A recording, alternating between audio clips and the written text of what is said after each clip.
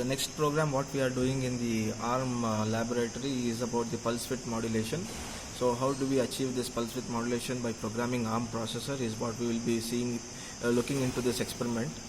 I'll just show you the procedures, just remind you the procedures of how you are supposed to add the file, how to download it onto the ARM processor using the FlashMagick tool, and what is this expected output out of that. So the program explanation I shall do it in the next sessions. So here I have already opened the project window. Here I have already opened the project window. You can see here we have the startup LPC program which we normally add as a part of the group here. So source group 1, you can see it here. So lpc17xx.s and .c files are already added. So normally we would have added the system LPC, and this is a startup file which comes in as a part as you start your initial project. So I'll just start with a new file. So there is already a file which I've saved it. So I'll just try adding it to the group. Go to source, add it to the source group. So here I have a folder already.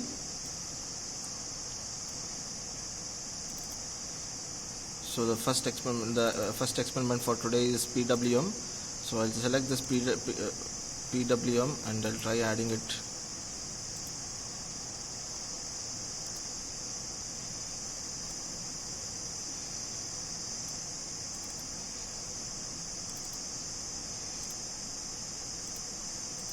So the PWM code is added to the program here, to the source group. So you can see the file is added. This is your C program. So the next thing what we do is we have to compile it. We have to build the target. So to build the target, there is an option here, build F7, or also you can build it going to the project and say build target, which is here.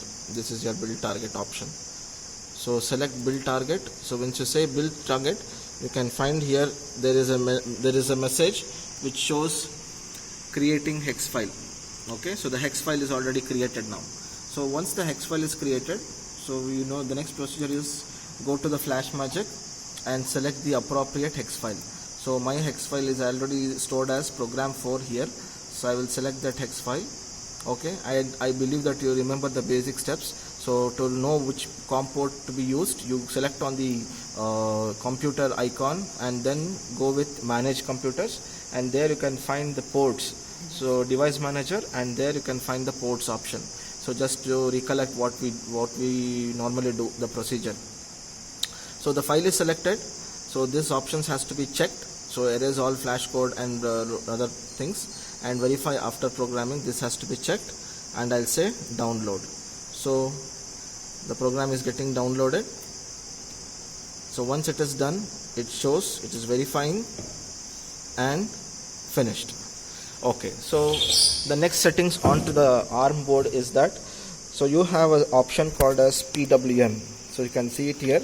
This is the PWM port. So for the PWM, we check the output on the CRO. So you have a CRO here. So I will connect the ground pin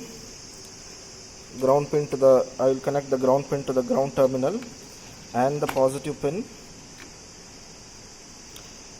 to the output terminal here.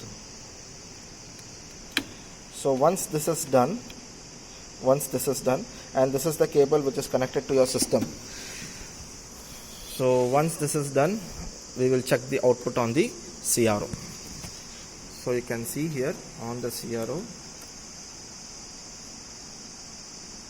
just a second.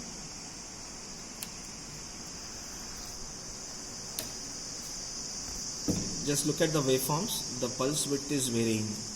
So this is how we try to generate a pulse width variation modulation by programming using ARM processor.